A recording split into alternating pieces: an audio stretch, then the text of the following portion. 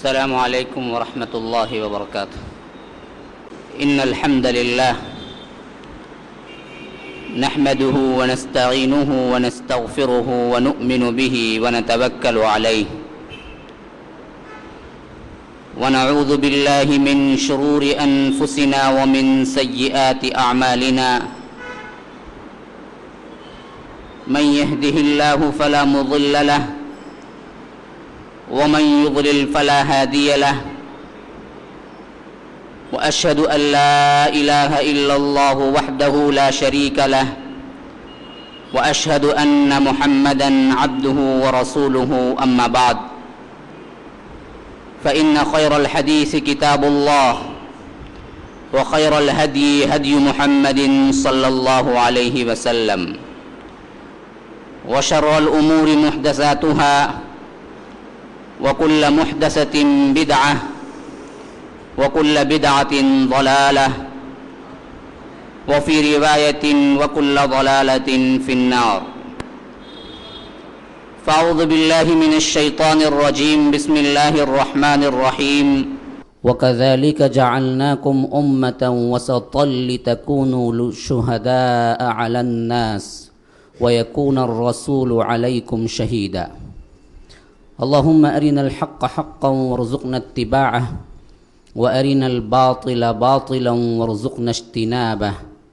اللهم علمنا ما ينفعنا وانفعنا بما علمتنا وارزقنا علما. رب اشرح لي صدري ويسر لي أمري واحلل عقدة من لساني يفقه قولي. برادران اسلام، واجب الاحترام بزرگوں، دوستوں اور عزیز ساتھیوں، لائق احترام ماؤں اور بہنوں، اصحاب رسول اللہ صلی اللہ علیہ وسلم کی مبارک زندگیوں کا یہ سلسلہ جو رمضان المبارک کی پہلی تاریخ سے آپ لوگوں کے سامنے پیش خدمت ہے.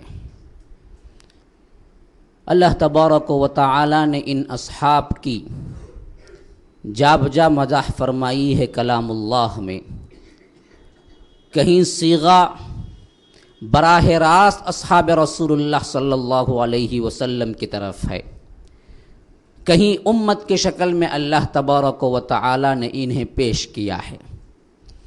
جو آیت میں نے تلاوت کی ہے، اللہ تبارک و تعالی ارشاد فرماتا ہے سورہ بقرہ کی اس آیت میں، وَكَذَلِكَ جَعَلْنَاكُمْ أُمَّةً وَسَطًا لِتَكُونُوا شُهَدَاءَ عَلَى النَّاسِ وَيَكُونَ الرَّسُولُ عَلَيْكُمْ شَهِيدًا. تحقیق ہم نے اس امت کو وسط امت بنایا ہے. وَكَذَلِكَ جَعَلْنَاكُمْ أُمَّةً وَسَطًا. ما معنی وسط؟ وسط معنی کیا ہے اصل میں؟ اللہ تبارک و تعالی نے امت وسط کا خطاب دیا ہے، امت مسلمہ کو عموم، لیکن خصوصی جب نازل ہو رہا تھا تو کون مخاطب تھے؟ کن کو اللہ تبارک و تعالی کہہ رہا ہے کہ یہ امت وسط ہے؟ امت وسط آگے چل کر ہر وہ مسلمان اگر اللہ تبارک و تعالی کے اوامر و نواہی برابر انجام دیتا ہے، آ سکتا ہے، ہو سکتا ہے، لیکن جب اس قرآن کا نزول ہو رہا تھا تو اس وقت امت وسط کہاں تھا؟ کون تھا؟ وہی اصحاب رسول اللہ کا گروہ ہے جن کو خطاب براہ راست کر کے فرمایا کہ آپ امت وسط ہیں. امت وسط معنی کیا ہے؟ امت عدل ہیں. امت وہ جو عدل والی ہے، وسط درمیانی. وسط کا مطلب کیا ہے؟ بالکل پلڑے ترازو کے دونوں برابر برابر ہو جائیں، وہ وسط درمیان ہے. وسط کا ایک معنی کیا ہے؟ عادل امت ہے. اچھا، اس کی اصل نشانی کیا ہوگی؟ کیوں وسط بنا؟ کیوں عادل ہے؟ فرمایا کہ لِتَكُونُوا شُهَدَاءَ عَلَى النَّاسِ وَيَكُونَ الرَّسُولُ عَلَيْكُمْ شَهِيدًا. اب دیکھیے سب سے بڑی فضیلت بیان ہو رہی ہے، تاکہ تم لوگوں پر گواہ بن جاؤ. اللہ اکبر. اصحاب رسول اللہ صلی اللہ علیہ وسلم کی زندگیاں، مبارک زندگیاں، جنہوں نے اپنا تن من دھن اس اسلام پہ قربان کر کے ثابت کر دیا کہ یہ اسلام حق ہے، یہ گواہ بن گئے دراصل ہم پر. ہر مسلمان غیروں پہ گواہ ہے. ہر مسلمان غیر پہ گواہ ہے جب وہ صحیح طور پر مسلمان ہے، لیکن ہم مسلمانوں کے لیے اللہ تبارک و تعالی نے یہ گواہ کے طور پہ رکھا ہے اصحاب رسول اللہ کو کہ بدبختو دیکھو یہ بھی تو وہی انسان صحابہ تھے جنہوں نے اپنا اسلام قبول کیا، کلمہ توحید کو پڑھا، تن من دھن لگا دیا۔ اگر تم بھی پڑھ کے یہ کام نہیں کرتے ہو تو پھر کیا ہے؟ تمہارے لیے کیا یہ شہید نہیں ہیں، گواہ نہیں ہیں، تمہارے لیے نمونہ نہیں ہیں؟ اسی لیے فرمایا کہ شہداء علی الناس، لوگوں پر گواہ، وَيَكُونَ الرَّسُولُ عَلَيْكُمْ شَهِيدًا، اور رسول ان پر گواہ ہیں۔ اللہ کے رسول نے پیغام پہنچا دیا، یہ گواہی صحابہ دیں گے، اسی طرح پوری امت کے لیے رسول گواہ ہے۔ جب اللہ تبارک و تعالی حشر کے میدان میں بلوائے گا، ایک ایک سے باس پرس ہوگی، پوچھا جائے گا ہر نبی سے کیا آپ نے پیغام کو پہنچایا ہے؟ دیکھیے یہ جھوٹ بولنے کی عادت ہے نا، انسان حشر کے میدان میں بھی نہیں بھولے گا اس صفت کو۔ یہ ہماری جو عادت پڑ جاتی ہے نا وہ نہیں جاتی ہے بہت جلد۔ یہ جھوٹ بولنے کی جو عادت ہے، وہاں کے احوال دیکھ کر، دل دہلا دینے والے مناظر دیکھنے کے باوجود، سب کچھ عیاں ہو جانے کے باوجود بھی یہ انسان دراصل جھوٹ کو نہیں چھوڑے گا جس کی گھٹی میں پڑ گیا ہے۔ کیا کیا جائے اس کو؟ وہاں پر بھی جھوٹ بولے گا، چاپلوسی کرے گا، وہاں پر بھی انکار کر دے گا کہ اے اللہ تیری طرف سے کوئی فرستادہ آیا ہی نہیں تھا، کوئی پیغمبر آیا ہی نہیں تھا، اگر آ جاتا تو ہم تو نیک صالح ہو جاتے۔ یہاں جھوٹ بول بول کے اتنے عادی کہ رب العالمین کے سامنے بھی جھوٹ بولے گا بندہ، کہے گا کہ ایک نبی آ جاتے، ایک خبردار کرنے والے آ جاتے۔ اسی وجہ سے قرآن میں اللہ تبارک و تعالی نے رکھ دیا کہ وَإِذْ أَخَذَ رَبُّكَ مِن بَنِي آدَمَ مِن ظُهُورِهِمْ ذُرِّيَّتَهُمْ وَأَشْهَدَهُمْ عَلَىٰ أَنفُسِهِمْ أَلَسْتُ بِرَبِّكُمْ قَالُوا بَلَىٰ شَهِدْنَا أَن تَقُولُوا يَوْمَ الْقِيَامَةِ إِنَّا كُنَّا عَنْ هَٰذَا غَافِلِينَ، کہ جب ہم صلب آدم میں تھے، ذریت آدم کو اللہ نے آدم کے پشت سے نکالا علیہ السلام، پھر اس کے بعد پوچھا، ہم تمام عالم ارواح میں موجود تھے، مشرک بھی تھا، ملحد بھی تھا۔ کون تھا؟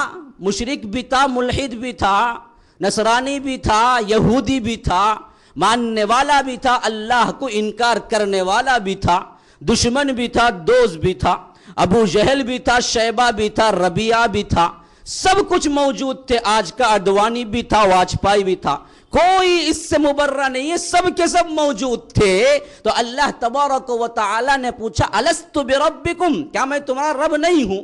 کہا کہ بلا، سب نے مل کے، پورے روحوں نے، سب کے سب عالم ارواح میں یہ جواب دے کے آئے ہیں کہ اے اللہ تو ہی ہمارا رب ہے۔ اللہ کہتا ہے یہ کام ہم نے اس وجہ سے کیا کہ کل قیامت کے دن کھڑے ہو کے یہ نہیں کہنا کہ ہم غافل تھے، ہم کو پتہ ہی نہیں تھا۔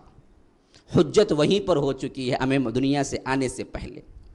تو وہاں پر بھی جب حشر کے میدان میں بلا کر ان کی امتوں سے پوچھا جائے گا کہ آپ بتائیں، آپ کے پاس ہمارے فرستادہ نبی آئے تھے، انکار کر دیں گے، کہیں گے کہ ہمارے پاس نہیں آئے تھے کوئی بھی، اگر آ جاتے تو ہم نیک صالح بن جاتے۔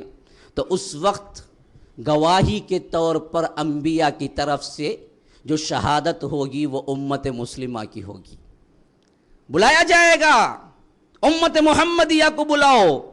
اب ذرا تصور کیجئے امت محمدیہ میں ہم کو بلائیں گے، آؤ جی شہادت دو، نہیں اصحاب رسول اللہ ابو بکر و عمر کو بلائیں گے۔ ذرا دل پہ ہاتھ رکھ کے سوچو تو، کن کا مرتبہ ہے، کن کو بلایا جائے گا کہ آپ شہادت دیں گے؟ شہادت کا مرتبہ وہ ہیں جن کو اللہ نے براہ راست خطاب کر کے کہا کہ تم امت وسط اور عدل ہو، ان کو چھوڑ کر بعد میں 1400 سال بعد آنے والے لوگوں سے پوچھا جائے گا کہ آپ گواہی دیں۔ یہ ہماری بدبختی ہے۔ اصحاب رسول اللہ صلی اللہ علیہ وسلم اس میں صرف فہرست ہیں۔ ہاں ضمن اگر اعزاز کے طور پر کوئی مصلح، کوئی صالح بندے کو اللہ بلا لے تو بلا لے، لیکن سب سے پہلے اس کے حقدار جو ہیں وہ اصحاب رسول اللہ صلی اللہ علیہ وسلم کی جماعت ہے، انہی کو بلایا جائے گا۔ ابو بکر آئیں گے، عمر آئیں گے، عثمان آئیں گے، علی آئیں گے، ابو عبیدہ آئیں گے، سعد بن ابی وقاص آئیں گے، سعید بن زید آئیں گے، عبد الرحمن بن عوف آئیں گے. یہ عشرۃ المبشرہ کے اصحاب ہیں جو آگے بڑھ کے شہادت دیں گے کہ ہاں اللہ ان لوگوں نے اپنے پیغام کو برابر پہنچایا ہے. اس کے لیے اللہ تبارک و تعالی فرماتا ہے کہ تم ہو وسط امت اور تم گواہ ہو. ہم گواہی کے طور پر اصحاب رسول اللہ صلی اللہ علیہ وسلم کی سیرتیں آج پیش کر رہے ہیں.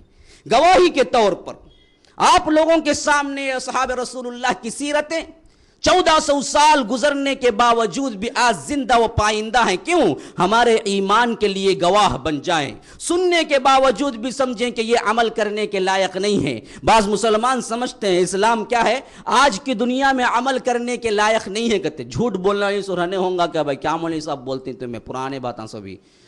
اسلام ہمارے لیے دقیانوسیت ہے، اسلام ہمارے لیے پرانی باتیں ہیں، اسلام ہمارے لیے بوڑھوں کی باتیں ہیں. یاد رکھ لیجئے، خدا کی قسم اگر ایسے ہوتا تو انبیاء کو چھوڑ دیجئے. ہاں ہو سکتا ہے آپ کہہ سکتے ہیں کہ نبی کے لیے تو وحی آتی ہے جی، وہ تو سب کچھ دیکھ لیتا ہے، اس پہ عمل کرنا کیا بھاری ہے. ہم انسانوں کے لیے تو کوئی مشاہدہ نہیں ہوتا ہے. میں کہتا ہوں کہ خدا کی قسم سب سے بڑا نمونہ اصحاب رسول اللہ جن کو وحی نہیں آتی تھی. وہ بھی تو اپنا تن من دھن لگائے ہیں اس اسلام کے لیے، ہم پہ حجت قائم کر دی. ہم انسانوں کی طرح، بلکہ ہم انسانوں کی طرح ہم کیا کہہ سکتے ہیں، اس سے بھی زیادہ خطرناک گھٹا ٹوپ اندھیریاں تھی اس وقت. حق و باطل ایسے گڑ مٹ ہو کے رہ گیا تھا، حتیٰ کہ حق کہیں ڈھونڈنے سے بھی نہ ملتا تھا. آج تو موجود ہے کلام اللہ زندہ و پائندہ، لیکن جب آئے تھے اللہ کے رسول صلی اللہ علیہ وسلم اس وقت اللہ کی کتاب بھی محرف ہو چکی تھی، دین حق کہیں نہیں تھا.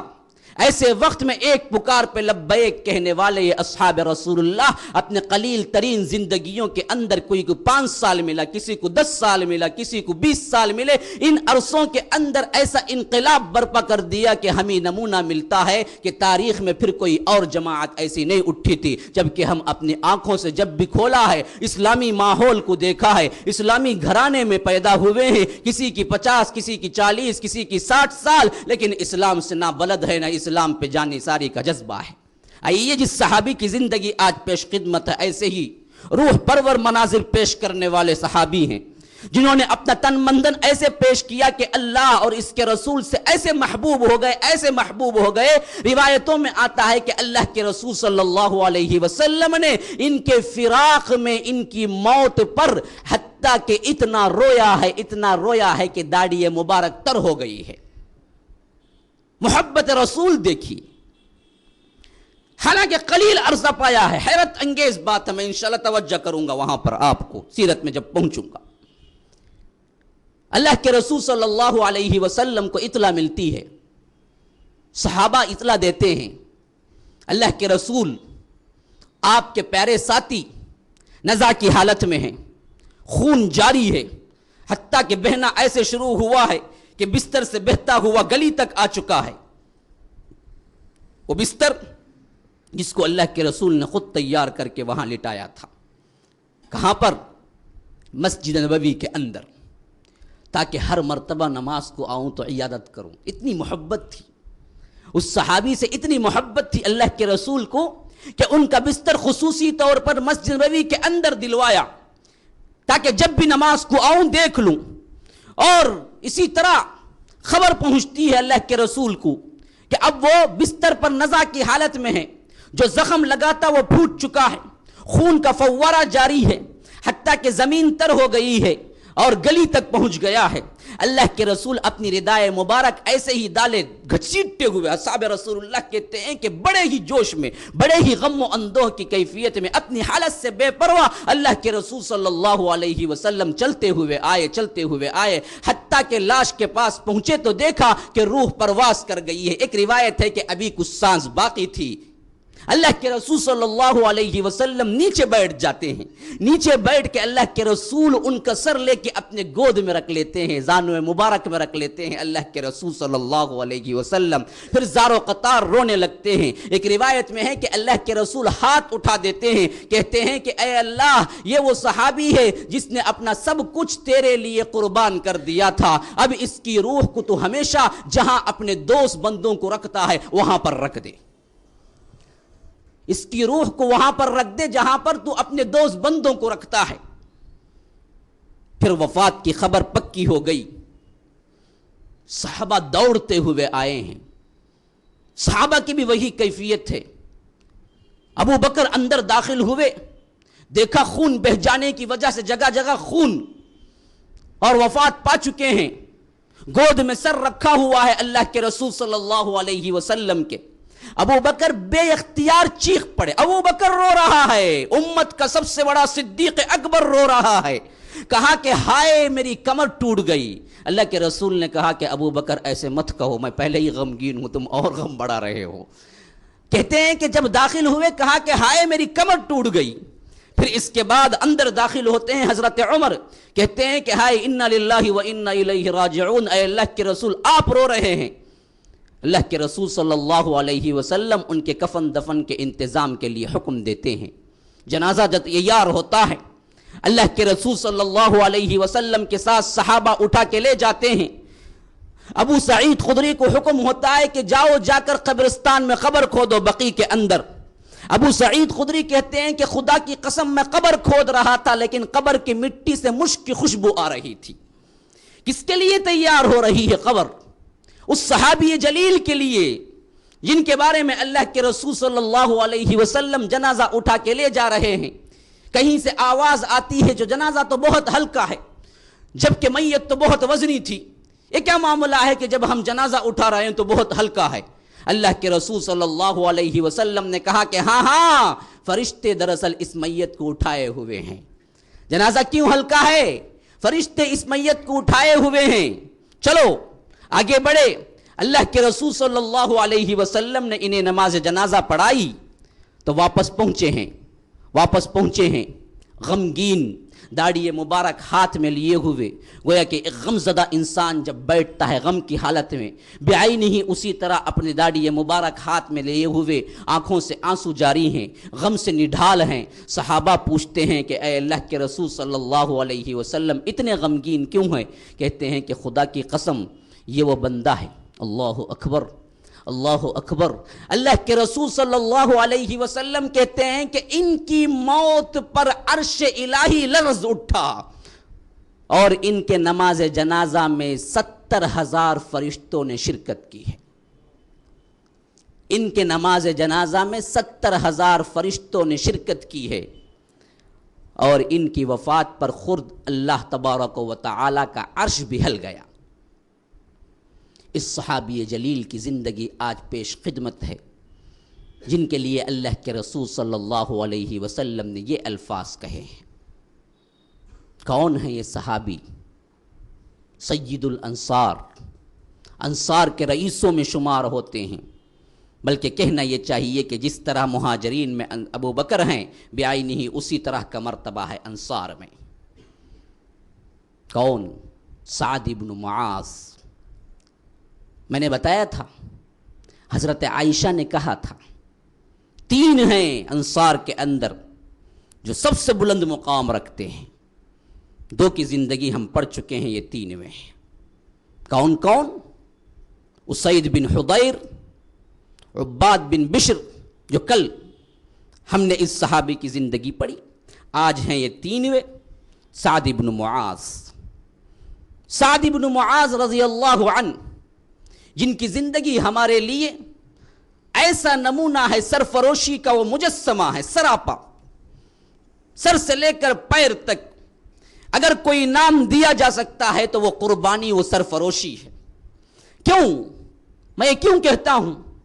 یاد رکھ لیجئے ان کے اسلام کا کل زمانہ جو انہیں ملا صرف اور صرف 5 سال کا عرصہ ہے، 5 سال ہی کا عرصہ ہے اسلام قبول کر کے شہادت کے زمانے تک، 5 ہی سال ملے ہیں ان کو۔ لیکن اپنی جانفروشیوں اور قربانیوں کے ذریعے وہ بلند مقام حاصل کیا ہے کہ کسی اور صحابی کو اللہ کے رسول صلی اللہ علیہ وسلم نے یہ نہیں کہا کہ ان کی وفات پر عرش ہل گیا تھا۔ کیوں؟ ایسے ہی یہ سرفروش تھے، ہمیشہ شہادت کے متمنی، اللہ کے رسول صلی اللہ علیہ وسلم کی ایک ایک بات کو ایسے من جانب اللہ سمجھتے تھے کہ اس کے اندر کوئی شک نہیں تھا ان کو۔ یہ سب سے بڑی بات تھی۔ کہتے ہیں کہ اللہ تبارک و تعالی نے مجھے 3 فضیلتیں دی ہیں بقیہ لوگوں سے، خود کہتے ہیں 3 فضیلتیں دی ہیں بقیہ لوگوں سے۔ یہ کہ اللہ کے رسول سے نکلی ہوئی بات کے بارے میں کبھی مجھے شک پیدا نہیں ہوا کہ یہ اللہ کی طرف سے نہیں ہے، کبھی شک نہیں پیدا ہوا، یہ اللہ ہی کی طرف سے ہے۔ اسی طرح یقین ہوتا ہے مجھے جس طرح نبی کو یقین ہوتا ہے۔ اللہ اکبر، یقین کا درجہ دیکھیے۔ جس طرح نبی کو یقین ہوتا ہے کہ یہ بار الہ جو کہہ رہا ہے اللہ تبارک و تعالی جو کچھ فرمایا ہے وہ حق ہے، بعینہ ہی اسی یقین کے مرتبے پہ حضرت سعد بن معاذ پہنچے ہوئے تھے۔ نمبر 2 کہتے ہیں کہ کبھی میں نے تکبیر تحریمہ باندھنے کے بعد کوئی خیال میرے ذہن کے اندر نہیں آیا۔ نماز میں کبھی میں نے تب تکبیر تحریمہ کو باندھا ہے، اس کے بعد کبھی کوئی خیال میری زندگی میں نہیں آیا ہے۔ نمبر 3 کہتے ہیں کہ کسی جنازے میں شرکت کرتا ہوں تو کبھی میں دنیاوی معاملات میرے ذہن پہ سوار نہیں ہوتے، بلکہ سوچتا ہوں کہ منکر نکیر اب ان سے سوال کر رہے ہوں گے، یہ حالت گویا کہ مجھ پہ اتر رہی ہے، ایسے مجھے محسوس ہوتا ہے۔ حضرت سعید بن المسیب رئیس التابعین کہتے ہیں یہ تینوں احوال جو کہہ رہے ہیں یہ سعد بن معاذ یہ انبیاء کی شان ہوا کرتے تھے، یہ انبیاء کی شان ہوا کرتے تھے جو اللہ تبارک و تعالی نے حضرت سعد بن معاذ کو دے رکھا تھا۔ آئیے اسلام کا واقعہ سنیں۔ میں بتا چکا ہوں کہ مصعب بن عمیر کو اللہ کے رسول صلی اللہ علیہ وسلم مدینہ بھیجا ہے تبلیغ کے لیے۔ یہ وہ زمانہ تھا جب بیعت عقبہ اولا ہو چکی تھی اور بیعت عقبہ ثانیہ ہونے والی تھی، ان دونوں کے درمیان کا زمانہ تھا جب مصعب بن عمیر مدینے کے اندر دعوتی سرگرمیوں کا آغاز کیا ہے۔ اسعد ابن زرارہ ان کے خالازاد بھائی تھے، یعنی کزن سے، انہی کے گھر میں وہ قیام کیے ہیں۔ غصے میں ایک مرتبہ اسید بن حضیر کو بھیجتے ہیں کہ جاؤ اس کو ہمارے علاقے سے باہر کر دو۔ جب یہ پہنچتے ہیں، یہ واقعہ میں تفصیل سے اسید بن حضیر کی سیرت میں بیان کر چکا ہوں، میں صرف اشارے دے رہا ہوں۔ جب یہ پہنچتے ہیں تو کہتے ہیں کہ بھائی، مصعب بن عمیر کہتے ہیں کہ بھائی دیکھو اچھی بات ہے، سنو، پسند آئی تو قبول کر لو ورنہ رد کر دو، میں کوئی زور زبردستی نہیں کرنے والا۔ کہتے ہیں اسید بن حضیر اچھا ہے، آپ نے ٹھیک مشورہ دیا ہے۔ نیزہ گاڑتے ہیں، بیٹھ جاتے ہیں۔ حضرت مصعب بن عمیر قرآن کی تلاوت شروع کر دیتے ہیں، بس چند ہی منٹ گزرے اسلام کو قبول کر لیا۔ تفصیل اسید بن حضیر کی سیرت میں دیکھ لیں۔ اب آگے چلیے، جیسے ہی اسلام قبول کرتے ہیں کہتے ہیں کہ ایک اور سردار باقی ہے مدینے کا، اگر یہ بھی قبول کر لے تو سمجھو کہ تمام مدینہ قبول کر لیا، میں جا کے اسے کسی نہ کسی طرح بھیجتا ہوں۔ پھر دوڑے دوڑے پہنچتے ہیں، سعد بن معاذ سے ایسی باتیں کرتے ہیں کہ وہ بھی دیکھنے کے لیے پہنچ جاتے ہیں۔ مصعب بن عمیر کے پاس آتے ہیں تو کہتے ہیں کہ اسید بن حضیر نے کچھ نہیں کیا، لیکن یاد رکھو میں تمہیں چھوڑنے والا نہیں ہوں، ابھی نکل جاؤ میرے باغ سے، میرے علاقے سے۔ مصعب بن عمیر کہتے ہیں کہ اللہ کے لیے کچھ دیر ٹھنڈا ہو جائیے، بیٹھ جائیے، میں کچھ باتیں پیش کرتا ہوں، اچھی ہیں تو قبول کیجئے ورنہ رد کر دیجئے، کوئی زور زبردستی نہیں ہے۔ اللہ نے سعید الفطرت بنایا تھا، قلب سلیم والا بنایا تھا۔ وہ کہتے ہیں کہ اچھی بات ہے، صحیح بات کہی، نیزہ گاڑتے ہیں، بیٹھ جاتے ہیں۔ پھر اس کے بعد کلام اللہ کی چند آیتیں ہیں کہ ان کے دل کی دنیا تبدیل ہو گئی۔ فوری طور پہ کہتے ہیں کہ اسلام میں قبول ہونے کے لیے کیا کرنا چاہیے؟ کہتے ہیں کہ جائیے، جا کے غسل کر لیجئے اور میرے ساتھ 2 رکعت نفل نماز پڑھ لیجئے۔ وہاں سے ان کے اسلام کا آغاز ہوتا ہے۔ ابھی اسلام قبول کیا ہے، لیکن پورے شعور کے ساتھ اسلام قبول کیا ہے، پورے شرائط کے ساتھ اسلام قبول کیا ہے۔ انہیں پتا ہے کہ لا الہ الا اللہ ایک کلمہ نہیں ہے، صرف کہنے کے بعد اپنی منمانی زندگی کرتے پھرے۔ نہیں، اگر ایسا ہوتا تو ابو جہل ایک نمبر کا پہلا مسلمان ہوتا، ابو لہب پہلا مسلمان ہوتا۔ ابو جہل و ابو لہب کو بھی معلوم تھا کہ یہ ایک کلمہ نہیں ہے بلکہ یہ کل نظام حیات ہے، یہ کل زندگی پہ اپلائی ہونے والا عمل ہے کہ ہمیشہ اب اللہ کی رضا میں اپنی مرضی دے دینا ہے۔ ہم مسلمانوں کو پتہ ہی نہیں، ہم سمجھتے ہیں کہ لا الہ الا اللہ کہہ دیے دو چاہے منمانی کرتے پھرو، ڈانس بھی کرو، تمہارے اپنے کیا ہے رسومات بھی کرو، شادی بھی تم جو چاہے کرتے رہو، جیسے چاہے زندگی گزارتے رہو، پھر ہم کیا کہیں گے پکے سچے مسلمان ہیں، ہمارے مسلمانیت پہ حرف بھی نہیں آتا ہے۔ یاد رکھ لیجئے خدا کی قسم اتنا آسان تھا مسلمان ہونا، اتنا آسان تھا مسلمان ہونا تو ابو جہل سب سے پہلا مسلمان ہوتا، ابو لہب سب سے پہلا مسلمان ہوتا۔ یہ شہادت گہ الفت میں قدم رکھنا ہے، لوگ سمجھتے ہیں کہ آسان ہے مسلمان ہونا۔ یہ شہادت گہ الفت میں قدم رکھنا ہے، لوگ سمجھتے ہیں کہ آسان ہے مسلمان ہونا۔ یاد رکھ لیجئے یہ مسلمانیت دراصل معمولی نہیں ہے، یہ بہت بڑا عہد ہے جو اللہ تبارک و تعالی سے مسلمان کرتا ہے۔ سعد بن معاذ نے پورے شرائط کے ساتھ، پورے شعور کے ساتھ، پوری دل جمعی کے ساتھ، پورے خشوع و خضوع کے ساتھ اسلام قبول کیا تھا۔ دل کی دنیا بدل گئی، گھر پلٹے، اپنے قبیلے کو جمع کیا، لوگوں نے کہا کہ ہم نے سنا ہے آپ دین بدل دیے، کہا کہ باتیں اور رکھو اپنے پاس، سب سے پہلے بتاؤ تمہارے درمیان میرا کردار کیسے ہے، کیسے تم مجھے مانتے ہو۔ قبیلہ بڑا چاہنے والا ہوتا ہے کیونکہ اتنے ہی اچھے عادات و اطوار کے ہوتے ہیں یہ، اسلام سے پہلے بھی کل قبیلہ پکار اٹھتا ہے، آپ تو کیا ہے بہت بہترین ہیں، بہت دانا ہیں، فطین و ذہین ہوں، آپ کی ہر بات مانی جاتی ہے، آپ سرداری کے لائق ہیں۔ تو کہتے ہیں کہ خدا کی قسم جب تک تم لوگ مسلمان نہیں ہو جاتے تب تک مجھے بات کرنا حرام ہے تم سے۔ ایک ہی بات، ایک اسٹیٹمنٹ ہے۔ اثر و رسوخ رکھنے والے لوگوں سے کیسے کیسے دیکھیے کیسے نمونے ملتے ہیں۔ اچھی بات کے لیے ایسے ہی اپیلیں کی جا سکتی ہیں، اگر اثر و رسوخ رکھنے والا کوئی بندہ ہے تو اس سے نمونہ مل سکتا ہے۔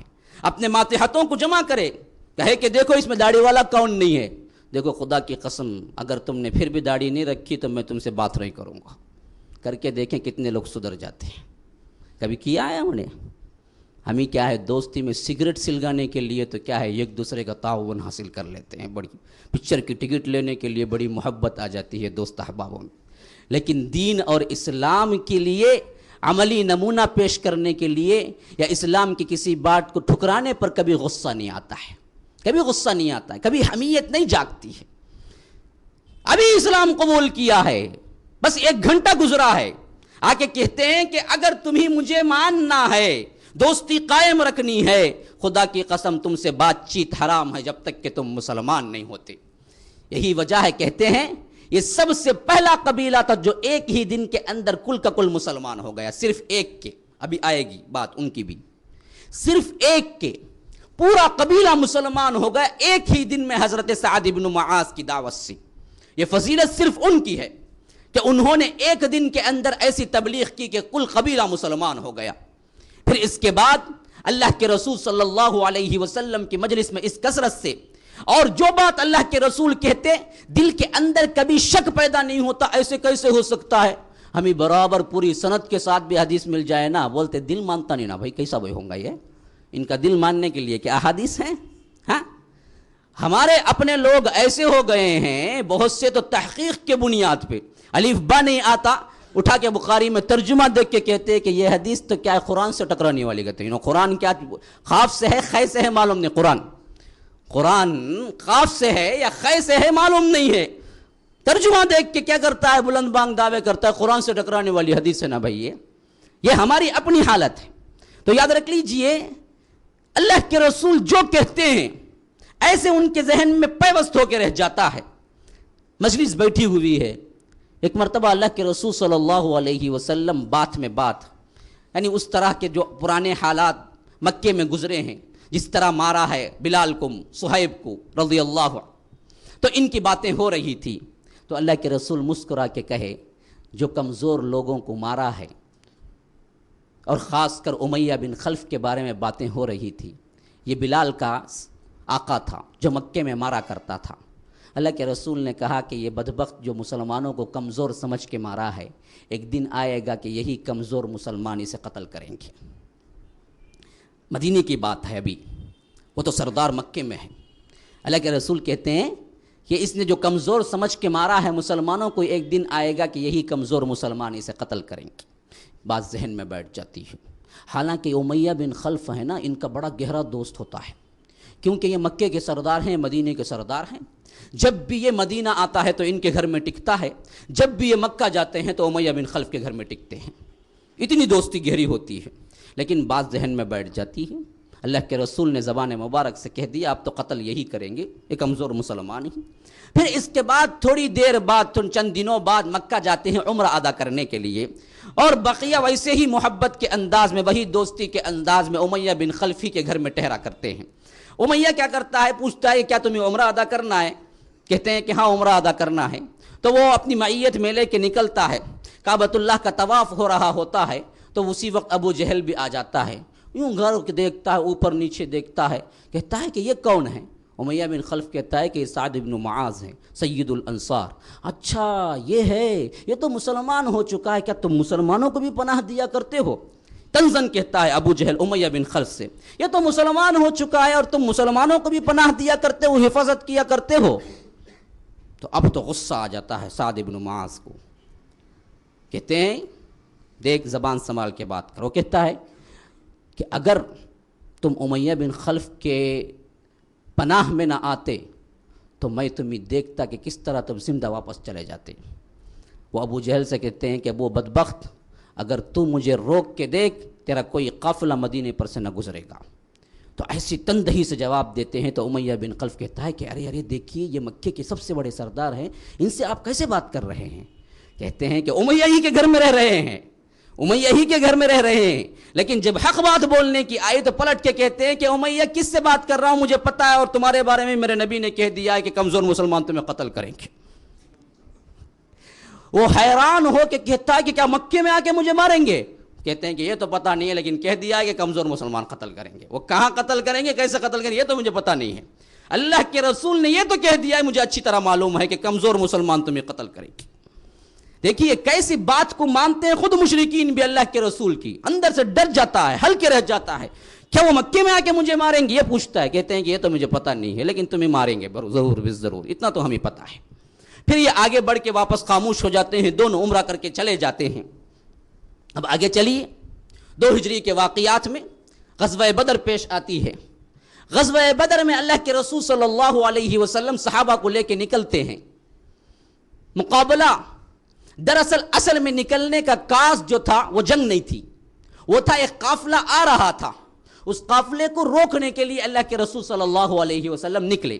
نکلنے کے بعد معلوم ہوا کہ قافلہ تو بچ کے نکل گیا ہے، لیکن جنگ کے لیے قریش تیار ہو کے آ رہے ہیں۔ تو اب تو اللہ کے رسول، پہلے مطلب کیا تھا، جنگ نہیں تھی، قافلے کو روکنا تھا، لیکن اب مسئلہ کیا ہے، جنگ پیش آ گئی۔ تو اللہ کے رسول صحابہ کو جمع کیے میٹنگ کے لیے، کہا دیکھو ہم جنگ کے لیے نہیں نکلے تھے، قافلے کے لیے نکلے تھے، اب مشورہ دو ہمیں کیا کرنا ہے۔ جنگ کا جواب جنگ سے دینا چاہیے، نہیں واپس پلٹ جائیں ہم مدینہ۔ سب سے پہلے ابو بکر کھڑے ہوتے ہیں، بڑی زوردار تقریر کرتے ہیں، کہتے ہیں کہ اللہ کے رسول ہمارا اپنا بال ہم آپ پہ قربان کرنے کے لیے تیار ہیں، کہیں بھی کہیں، کچھ بھی کہیں، ہم کرنے کے لیے تیار ہیں، خواہ مدینے کے اندر ہو خواہ مدینے کے باہر۔ پھر عمر اٹھ کھڑے ہوتے ہیں، ایسی ہی زوردار تقریر کرتے ہیں، لیکن اللہ کے رسول پھر پلٹ کے پوچھتے ہیں کہ مجھے مشورہ دو، مجھے مشورہ دو۔ یعنی مطلب یہ ہوتا ہے کہ انصار زبان کھولیں، کیوں؟ دراصل انصار ہی کے گھر میں ٹھہرے ہوئے ہیں، اور معاہدہ اگریمنٹ یہ ہوتا ہے کہ ہم مدینے کے اندر آپ کی حفاظت کریں گے، ان کی اگریمنٹ یہ نہیں ہوتی ہے کہ آپ جہاں کہیں بھی جائیں گے ہم حفاظت کریں گے۔ اسی وجہ سے اللہ کے رسول سمجھتے ہیں کہ انصار مجھے جواب دیں گے تو میں کوئی قدم اٹھاؤں گا۔ تو سعد بن معاذ اٹھ کھڑے ہوتے ہیں، کہتے ہیں کہ اللہ کے رسول شاید آپ کا اشارہ میری طرف ہے، ہم لوگوں کی طرف ہے۔ یاد رکھیے اللہ کے رسول، اگر آپ ہمیں سمندر میں کود جانے کا حکم دیں گے تو بھی ہم کود جائیں گے، یہ نہیں سوچیں گے کہ کیا ہو رہا ہے، کیوں حکم دیا جا رہا ہے، موت ہماری منتظر ہے، کوئی بات نہیں سوچیں گے۔ آپ کا حکم، اسی کے لیے ہم اپنا تن من دھن بال قربان کرنے کے لیے تیار ہیں۔ اسی طرح مقداد بن اسود کھڑے ہوتے ہیں، کہتے ہیں کہ اے اللہ کے رسول، جس طرح موسیٰ کی قوم نے موسیٰ سے کہا تھا کہ تم اور تمہارا رب جا کے لڑو، ہم یہاں بیٹھ کے انتظار کرتے ہیں، فَاذْهَبْ أَنْتَ وَرَبُّكَ فَقَاتِلَا إِنَّا هَاهُنَا قَاعِدُونَ۔ ایسے کہنے والے نہیں ہیں اللہ کے رسول، اگر آپ آگ میں کود جانے کا حکم دیں، برق غمات تک پہنچ جانے کا حکم دیں، سمندر میں کود جانے کا حکم دیں، ہم کرنے کے لیے تیار ہیں۔ ہم موسیٰ کی قوم کی طرح آپ کو جواب نہیں دیں گے۔ جب موسیٰ نے بلایا تھا جہاد کے لیے اپنی قوم کو، بدبخت قوم نے کہا تھا کہ فَاذْهَبْ أَنْتَ وَرَبُّكَ، آپ اور اپنا رب جائیے، فَقَاتِلَا، دونوں لڑیے، إِنَّا هَاهُنَا قَاعِدُونَ، ہم یہاں بیٹھ کے تماشا دیکھتے ہیں۔ یہ ان کے اقوال تھے۔ تو اللہ کے رسول صلی اللہ علیہ وسلم اس جواب سے بڑے خوش ہوتے ہیں اور کہتے ہیں کہ ہاں اب ہم جنگ لڑیں گے۔ جو قافلہ جس کے لیے آیا ہے وہ تو چلا گیا، لیکن اب جو جنگ کے لیے آ رہے ہیں ہم ان سے جنگ لڑیں گے۔ غزوہ بدر جب پیش آتی ہے، اللہ تبارک و تعالی بہت جلد مسلمانوں کو فتح دے دیتے ہیں۔ 70 سرداروں کو مسلمان قتل کرتے ہیں، بڑے بڑے سردار، اور 70 سردار قید ہوتے ہیں۔ 70 قتل، 70 قید، حتیٰ کہ مشرکین مکہ جب یہ سنتے ہیں تو یقین نہیں کرتے، ایک دوسرے کو چھو کے دیکھ لیتے ہیں کہیں خواب میں تو نہیں ہیں ہم۔ جب یہ خبر آتی ہے مکے کو، اور مکے میں کہا جاتا ہے کہ تمہارے کل سردار ختم ہو گئے، 70 مارے گئے، 70 قید میں ہیں، تو وہ اٹھ کے کیا کرتے ہیں، ایک دوسرے کو چھو کے دیکھ لیتے ہیں کہ ہم کیا ہیں، ہوش میں تو ہے نہیں، خواب کی کیفیت میں دیکھ رہے ہیں سب کچھ، کیسے ہو گیا یہ سب کچھ، اتنی بے یقینی ہوتی ہے ان کو۔ تو جنگ کے اختتام پہ قتل ہونے والوں میں امیہ بن خلف نہیں ہے۔ دیکھیے اللہ کا کرنا کیسے ہے۔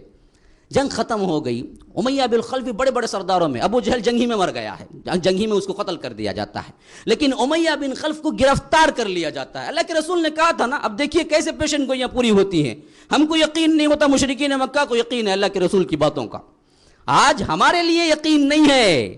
ہم اللہ کے رسول صلی اللہ علیہ وسلم کی باتوں کو یقین کرتے تو یہ حالت پہ پہنچتے ہی نہیں تھے۔ تو یہاں دیکھیے مشرکین کو بھی یقین تھا، اب امیہ بن خلف قتل تو نہیں ہوا میدان جنگ کے اندر، لیکن گرفتار ہو گیا۔ کن کے ہاتھوں؟ عبد الرحمن بن عوف کے ہاتھوں۔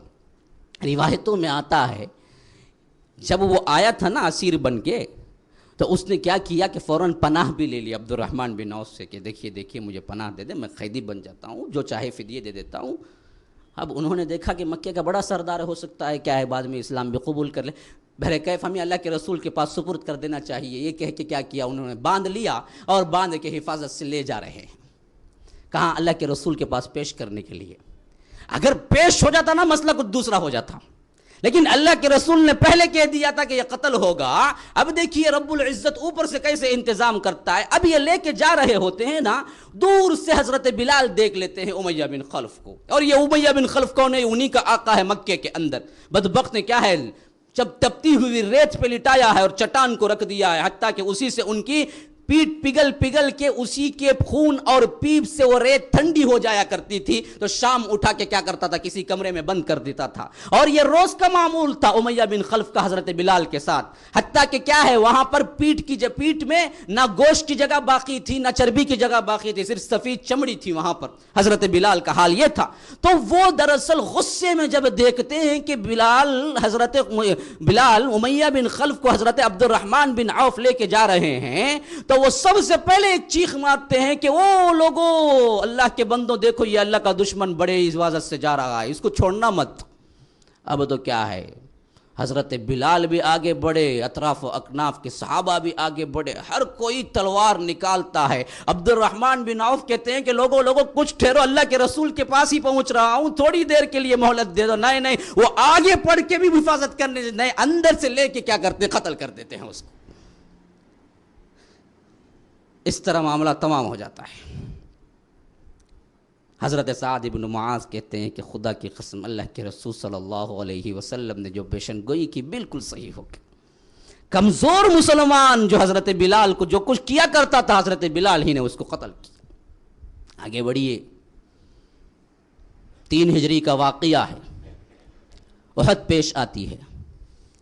اللہ کے رسول صلی اللہ علیہ وسلم کو معلوم ہوتا ہے مشرکین مکہ پوری تیاریوں کے ساتھ جنگ کے لیے آ رہے ہیں۔ اللہ کے رسول صحابہ کو جمع کرتے ہیں، پوچھتے ہیں کیا کریں گے۔ بعض صحابہ کی رائے یہ ہوتی ہے کہ یہاں پر رہ کر لڑیں گے مدینے کے اندر، بعض جوشیلے نوجوان صحابہ کی رائے ہوتی ہے جو بدر میں شریک نہیں ہوئے تھے، ان کی رائے یہ ہوتی ہے کہ ہم باہر نکل کے لڑیں گے، کیوں اندر رہنا، کیوں دشمن کا انتظار کرنا، آگے بڑھیں گے، ہم خود آگے بڑھ کے باہر نکل کے لڑیں گے۔ لیکن اللہ کے رسول صلی اللہ علیہ وسلم کی خواہش بھی یہی ہوتی ہے کہ اندر رہ کے لڑیں گے۔ لیکن جب جوش خروش دیکھتے ہیں صحابہ کا تو کہتے ہیں کہ اچھا میں اپنی رائے تبدیل کر لیتا ہوں کہ باہر نکل کے لڑیں گے۔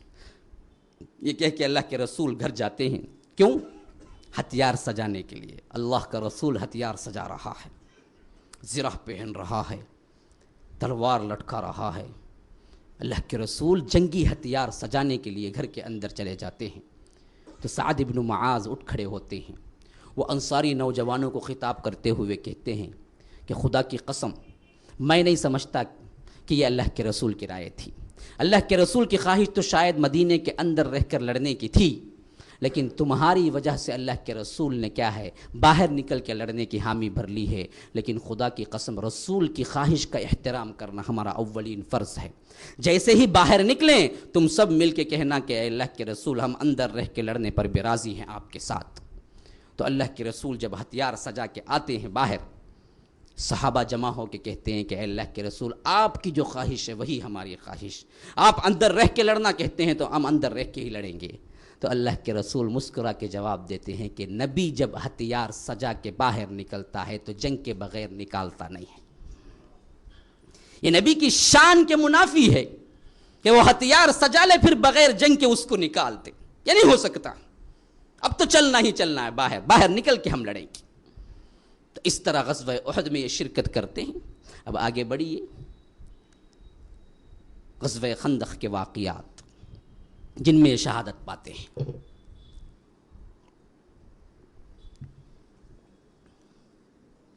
2 ہجری میں بدر، 3 میں احد، 5 میں خندق۔ اس کا دوسرا نام ہے غزوہ احزاب۔ حزب کہتے ہیں جماعت کو، احزاب کہیں گے بہت سی جماعتیں مل کے اللہ کے رسول اور مدینے پہ حملہ کرنے کے لیے جمع ہو گئی، جس کی وجہ سے احزاب کہا گیا۔ اسی سے سورہ ہے سورہ احزاب۔ تو بہت سے جماعتیں مل کے قریش کے 10,000 کا لشکر اللہ کے رسول صلی اللہ علیہ وسلم کی طرف آ رہا ہے، مدینے پہ حملہ کرنے کے لیے آ رہا ہے۔ اللہ کے رسول صلی اللہ علیہ وسلم صحابہ کو جمع کر کے پوچھتے ہیں کیا رائے ہے تمہاری، کیا کیا جائے؟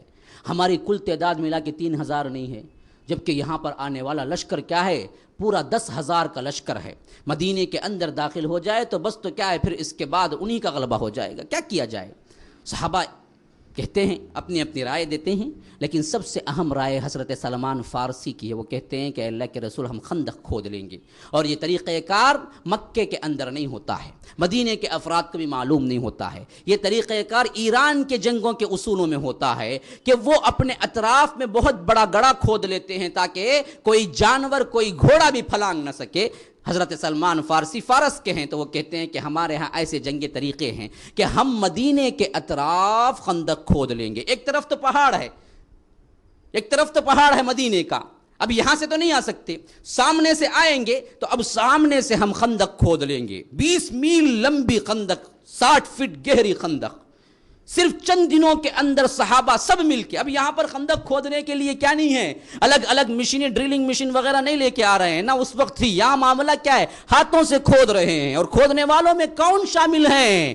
سرزمین پر چلنے والے مقدس گروہ کے افراد شامل ہیں، ابو بکر شامل ہیں، عمر شامل ہیں، حتیٰ کہ محمد الرسول اللہ صلی اللہ علیہ وسلم بھی شامل ہیں۔ اپنے دامن میں مٹی اٹھا اٹھا کے لانے والوں میں اللہ کے رسول صلی اللہ علیہ وسلم بھی شامل ہیں۔ صحابہ کہتے ہیں کہ اے اللہ کے رسول ہم غلاموں کے لیے رہنے دیجئے، آپ آرام سے بیٹھ جائیے۔ اللہ کے رسول صلی اللہ علیہ وسلم کہتے ہیں کہ نہیں، جہاد کے اندر فضیلت حاصل کرنے والا ثواب جو اللہ تبارک و تعالی نے رکھا ہے، جس کے تم طلبگار ہو، میں بھی اسی کا طلبگار ہوں۔ میں بے نیاز نہیں ہوں ثواب سے، میں بھی اسی کا طلبگار ہوں۔ اللہ کے رسول صلی اللہ علیہ وسلم اپنی دامن میں مٹی بھر بھر کے لا رہے ہیں تو کہتے ہیں کہ اللہم لا عیش الا عیش الآخرہ فاغفر للانصار والمہاجرہ، کہ اے اللہ زندگی تو اصل زندگی آخرت کی زندگی۔ یہ کیا زندگی ہے، یہ کیا دنیا ہے، یہ کیا مزہ ہے، یہ کیا آرام ہے؟ ارے یہ تو وقتی طور پر ہے، ایک آزمائش۔ یہاں کوئی زندگی نہیں ہے، کوئی عیش نہیں ہے۔ دیکھیے لفظ عیش کا لفظ آیا ہے، ہمارے لیے کیا ہے جی، فلموں میں اب تو گانے کیا ہیں، ایک مرتبہ ملتی کہتے زندگی عیش کر لینا کہتے، بعد میں نہیں ملی کہتے انجوائے کر لو. یہ ذہن بنا رہا ہے میڈیا ہمارا.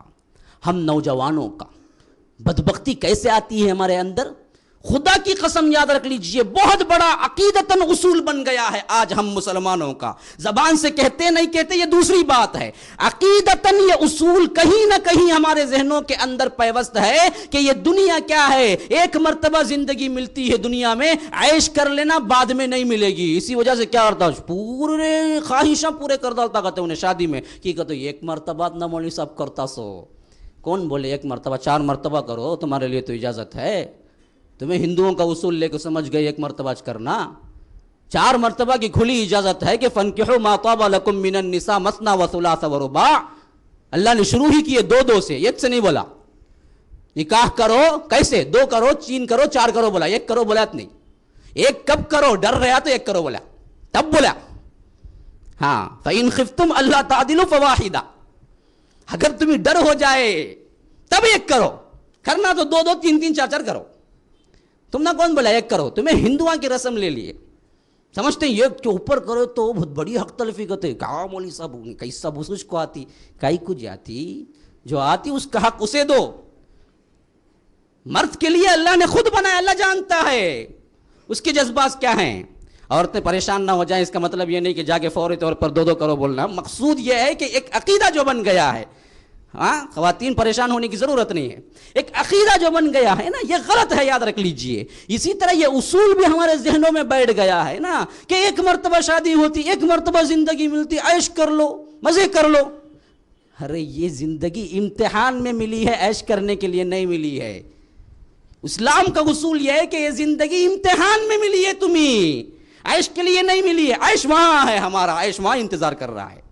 اسی لیے اللہ کے رسول نے اللہم لا عیش الا عیش الآخرہ، عیش تو اللہ کے رسول نے فرمایا کہ لوگوں عیش تو وہاں کا عیش آخرت کا. اسی لیے فاغفر للانصار والمہاجرہ، اللہ تو مغفرت کر دے مہاجرین کی و انصار کی.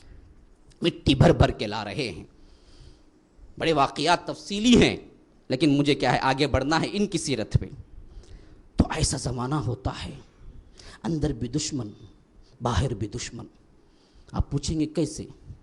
باہر تو 10,000 کا لشکر پڑا ہوا ہے، اندر جو منافقین ہوتے ہیں وہ بھی پلاننگ کرتے ہیں کہ اچھا موقع ہے، ہم اندر بیٹھ کے چھلانگ کھوپ سکتے ہیں پیچھے سے. جو منافقین ہوتے ہیں وہ یہودیوں کے ساتھ مل جاتے ہیں. اب اس پہ تر رہا یہ کہ جو قبائلی جنگجو ہوتے ہیں نا، جن کے لیے کوئی مذہب نہیں ہوتا، جو کنوار جاہل قسم کے ہوتے ہیں مدینے کے اطراف میں قبائلی لوگ، یہ اطفان نامی ایک قبیلہ ہوتا ہے، یہ بھی مل کے آتے ہیں کہ اچھا موقع ہے جی، ادھر بھی دشمن ادھر بھی دشمن، ہم بھی کچھ ہاتھ مار کے لے کے چلے جائیں گے مسلمانوں سے. اب اللہ کے رسول دیکھتے ہیں کہ 3 طرفہ دشمن، ادھر مشرکین، اندر منافقین و یہود، اور ادھر طرف کیا ہے قبائلی اطفان والے. تو ان کا جو سردار ہوتا ہے عینہ بن حسن، اس کو اللہ کے رسول خفیہ طور پہ بلاتے ہیں کہ بھائی کم از کم تو آ، تیرے سے بات چیت کرنی ہے. وہ آتا ہے، بڑے ہی تم تراخ کے ساتھ آتا ہے، کیونکہ اس کے پاس بھی جنگی فوجیں ہوتی ہیں، 4,000 کا لشکر ہوتا ہے ساتھ میں. کہتے ہیں کہ اللہ کے رسول دیکھو ادھر بھی دشمن ادھر بھی دشمن، کسی طرح تم معاہدہ کر کر مصالحہ کر کر تم واپس چلے جاؤ، کیا لے کے جا سکتے ہو چلے جاؤ. وہ کہتا ہے کہ ہاں ایک شرط پہ میں چلے جاتا ہوں. اللہ کے رسول پوچھتے ہیں کیا؟ کہتا ہے کہ مدینے کی جتنی پیداوار ہوتی ہے سال کے کھجوروں کی، اس کی آدھی پیداوار مجھے دے دینا، آدھی تم رکھ لینا. یہ شرط اگر قبول کرتے ہیں تو میں اپنا لشکر لے کے چلے جاتا ہوں. اللہ کے رسول سوچتے ہیں کہ بہت اچھی بات ہے، کم از کم یہ تو ٹلا تو 2 دشمن رہیں گے، اگر یہ رہا تو 3 دشمن ہو جائیں گے ہمارے، اور حالت ہماری بڑی نازک ہے. تو فوری طور پر سید الانصار کو بلاتے ہیں، سعد بن معاذ کو، اور دوسرے سرداروں کو بھی بلا کے کہتے ہیں کہ دیکھو یہ کہتا ہے کہ اگر مدینے کی آدھی پیداوار دے دو گے تو یہ اپنا لشکر لے کے چلا جائے گا. جوش ایمانی سے اس کھڑے ہوتے ہیں سعد بن معاذ، کہتے ہیں کہ اللہ کے رسول کیا یہ اللہ کا حکم ہے؟ نہیں، صرف آپ ہم کو بچانے کے لیے کہہ رہے ہیں. دیکھیے فہم کیسا ہے صحابہ کا. کہتے ہیں کہ اللہ کے رسول اگر حکم ہے تو پوچھنے کی کوئی ضرورت نہیں، کر ڈالیے، اللہ کا حکم ہے. اگر یہ حکم نہیں ہے صرف آپ ہم کو بچانے کے لیے تدبیر کر رہے ہیں تو خدا کی قسم جب ہم مشرک تھے تو ایک دانہ کھجور کا ان لوگوں کو نہیں دیتے تھے. اب جب کہ اللہ تبارک و تعالی نے امی موحد بنایا ہے تو ہم آدھی پیداوار دیں گے. بدبختوں کو ایسے ہی روانہ کیجئے واپس. دیکھ لیتے ہیں کتنا جنگ کرتے ہیں یہ لوگ. اللہ کے رسول بڑے خوش ہو کے دعا دیتے ہیں, کہتے ہیں کہ جاؤ تمہیں کچھ نہیں ملے گا, جاؤ جو چاہے کرنا ہے کرو. اب یہ واپس نکل کے آ جاتا ہے. اب اس کے بعد تو اور کٹھن مرحلہ شروع ہو جاتا ہے مسلمانوں کے لیے. تین طرح کے دشمن, اور ہر دن کوئی نہ کوئی اچانک تیر آ کے لگے اور شہید ہو جائے. تو ایک مرتبہ پورے جوش خروش کے ساتھ زرہ پہنے ہوئے, تیر اٹھائے ہوئے, تلوار اٹھائے ہوئے, جنگ کے لیے رجز پڑھتے ہوئے, جنگی اشعار پڑھتے ہوئے کہتے ہوئے جا رہے ہیں حضرت سعد بن معاذ کہ جب موت کا وقت آ جاتا ہے, جنگ کے میدان میں جب موت کا وقت آ جاتا ہے, واقعتاً موت کتنی پیاری لگتی ہے. ہاں کیا لگتی ہے؟ غلطی نہیں کہہ رہا ہوں بھائی, بالکل صحیح ہے. ہاں ایک شہادت پانے والے کی تمنا یہی ہوا کرتی ہے. وہ کہتے ہیں کہ جب موت کا وقت آ جاتا ہے جنگ کے میدان میں تو موت کتنی پیاری لگتی ہے. یہ کہتے ہوئے گزر رہے ہوتے ہیں تو پاس میں ان کی ماں بیٹھی ہوئی ہوتی ہے حضرت عائشہ سے باتیں کرتی ہوئی. ماں کہتی ہے کہ خدا کی قسم صحیح کہا بیٹا, لیکن لیٹ نہ ہو جائے, جلدی آگے بڑھ جا, جلدی آگے بڑھ جا. یہ کہتے ہوئے تو لیٹ کر رہا ہے یہاں پر, آگے بڑھ جلدی جا, ابھی تک تو شہادت حاصل نہیں کیا ہے. اب یہ آگے بڑھتے ہیں تو حضرت عائشہ نظر ڈالتی ہیں تو کہتی ہیں کہ کاش کہ حضرت سعد بن معاذ کی زرہ کچھ لمبی ہوتی. یعنی جو تلوار وہ ہاتھ میں تھامے ہوئے ہوتے ہیں اس ہاتھ تک جو زرہ پہنی ہوئی ہوتی ہے وہ زرہ کچھ چھوٹی ہوتی ہے, ہاتھ کا یہ حصہ کھلا ہوا ہوتا ہے. حضرت عائشہ فوری طور پر خطرہ بھانپ لیتی ہیں, کہتی ہیں کہ کاش سعد بن معاذ کی زرہ کچھ لمبی ہوتی, یہ حصہ بھی ڈھانپا ہوا ہوتا تو تیر نہ لگتا. یعنی ایک اندیشے کے طور پہ, اور یہ اندیشہ صحیح ثابت ہو جاتا ہے. اب یہ لے کے تلوار لے کے نکلتے ہیں اور وہاں پہنچتے ہیں جنگ کے میدان میں, خندق کے آس پاس میں. تو وہاں سے ایک مشرک نکلتا ہے اور یہ کہہ کے تلوار مارتا ہے کہ لو میں دشمن ہوں, اگر مقابلہ کرتے ہو تو کرو, اور بعینی ہی اسی زرہ کے وہ کھلے ہوئے حصے پہ لگاتا ہے وار, جہاں سے یہ رگ ہے نا, یہ بھی رگ جاں ہے. ایک رگ یہاں پر رگ جاں ہے, ایک رگ یہاں پر بھی ایک رگ جاں ہے. دراصل یہ رگ کٹ جاتی ہے ان کی اور خون کا فوارہ شروع ہو جاتا ہے. تو جیسے ہی اللہ کے رسول صلی اللہ علیہ وسلم کو اطلاع ملتی ہے, فوری طور پر ان کو اٹھائے ہوئے اللہ کے رسول صلی اللہ علیہ وسلم آتے ہیں مسجد نبوی کے اندر, اور سب سے پہلے خود طبیب بن کے اللہ کے رسول انہی داغتے ہیں. یعنی اس زمانے میں خون کھڑانے کا علاج یہی تھا کہ داغا جائے, زخم کو داغتے ہیں تاکہ خون کھڑ جائے. یہ بھی بہت مشکل علاج ہے, یاد رکھ لیجیے, اچھے سہ نہیں پاتے. اب تو کیا ہے بہت سے آپریشنز وغیرہ آ گئے ہیں, لیکن اس زمانے میں یہی ایک علاج تھا. اللہ کے رسول صلی اللہ علیہ وسلم اس زخم کو داغ کر کیا کرتے ہیں, اس کے خون کو ٹھہراتے ہیں. پھر اس کے بعد خصوصی طور پر ایک خیمہ تیار کر لیتے ہیں اور اس خیمے میں ایک طبیبہ کو, ایک صحابیہ کو ان کی خدمت میں معمور کر کے کہتے ہیں کہ تم ان کے لیے کیا ہے خدمت کرتی رہنا.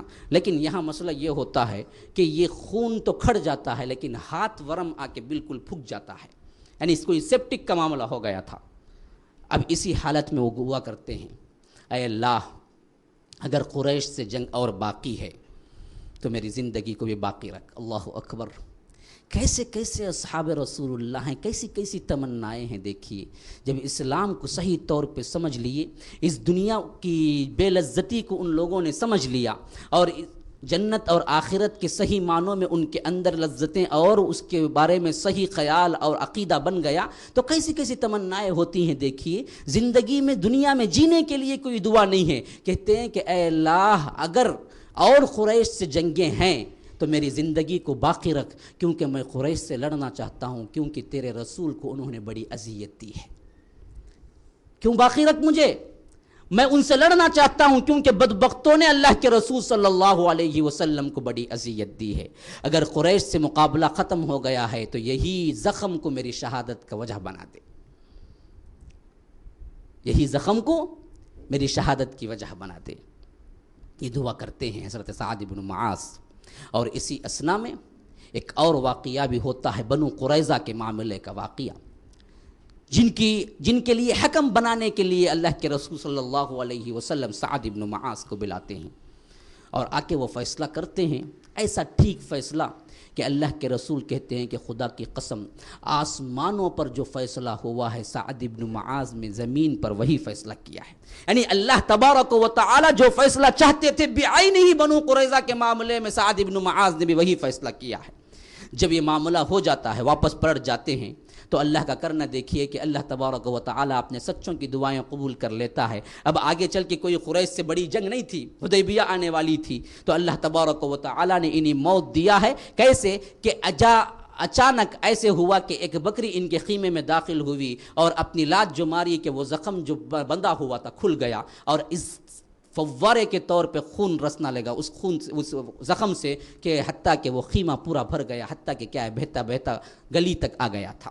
اللہ کے رسول صلی اللہ علیہ وسلم کو اطلاع ملتی ہے، جو میں نے آغاز میں بتا دیا ہے، کس طرح اللہ کے رسول دوڑتے ہوئے آتے ہیں اور دیکھتے ہیں کہ آخری حالت ہے، تو خود ان کا جسم لے کے زانوں پہ رکھ لیتے ہیں. اللہ کے رسول صلی اللہ علیہ وسلم زار زار روتے ہیں اور کہتے ہیں کہ عرش الہی ان کے لیے لرز اٹھا، حتیٰ کہ آگے جا کر بھی اصحاب رسول اللہ سعد بن معاذ کے بارے میں بڑے ہی عزت و احترام سے نام لیتے ہیں ہمیشہ.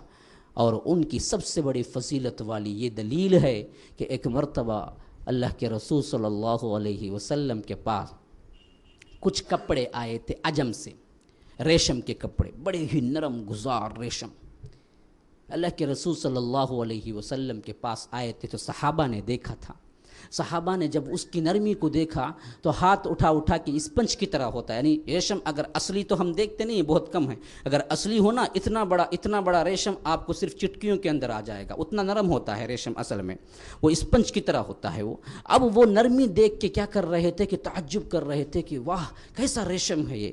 اللہ کے رسول نے پوچھا کہ کیا اس ریشم سے تعجب کرتے ہو اس کی نرمی کو دیکھ کر؟ یعنی وہ ایک جھبا تھا وہ جو آیا ہوا تھا. اللہ کے رسول نے کہا کہ خدا کی قسم حضرت سعد بن معاذ کو جنت میں ملنے والا رومال اس سے زیادہ نرم ہے. کہا حضرت سعد بن معاذ کو جنت میں ملنے والا رومال اس ریشم سے زیادہ نرم ہے جو اللہ تبارک و تعالی انہیں عطا کر کے رکھا ہے. تم یہ چھوٹے چھوٹے ریشم کو دیکھ کر تم تعجب کر رہے ہو کہ کیسا نرم ریشم ہے. یہ نعمتیں اللہ تبارک و تعالی نے سعد بن معاذ کو دے رکھی ہیں. یہ فضائل ایسے ہی نہیں مل گئے. کل عرصہ دیکھ لیجئے آپ. 1 ہجری میں اسلام قبول کیے ہیں، 5 ہجری میں شہادت پائی ہے، صرف 5 سال کا عرصہ ملا ہے. 5 سال پہلے شرک بت پرستی کے گھٹا ٹوپ ادھیریوں کے اندر ملوث تھے، لیکن اسلام کی دولت ملی. 5 سال میں وہ قربانیاں دی، زندگی میں وہ کارنامے انجام دیے، رہتی دنیا تک قیامت تک کے لیے جتنے مسلمان آ رہے ہیں سب کے لیے نمونہ بن گئے. اللہ کے رسول صلی اللہ علیہ وسلم نے فرمایا کہ ان کی موت سے عرش لرز اٹھا. تو یاد رکھ لیجیے یہ تمام چیزیں حاصل کیسے ہوئی؟ اپنی زندگی کو تبدیل کرنا، اس اسلام کے لیے اپنا تن من دھن لگا دینا، یہ 2 صفات ہیں ان کے اندر. جب بھی آج بھی موقع ہے، جب بھی کوئی مسلمان اس تہیے کے ساتھ اٹھتا ہے، اللہ تبارک و تعالی اس کو بلندیاں ایسے عطا کرتا ہے، ایسے کہ اس کی دنیا بھی بن گئی، آخرت بھی بن گئی. اللہ تبارک و تعالی ہمیں نیک توفیق دے، اس کے دین پر نثار ہونے کی توفیق دے. اللہ تبارک و تعالی اصحاب رسول اللہ جیسی قربانیاں اس کا عشر عشیر کم از کم ایک حصہ تو ہمیں عطا کر دے کہ ہم بھی جانثاری کے طور پر اللہ کے دین کے لیے اٹھیں. ھذا وباللہ التوفیق صلی اللہ وسلم علی نبینا محمد. اسأل اللہ لی ولکم ولسائر المسلمین من کل ذنب فاستغفروه انه هو الغفور الرحیم.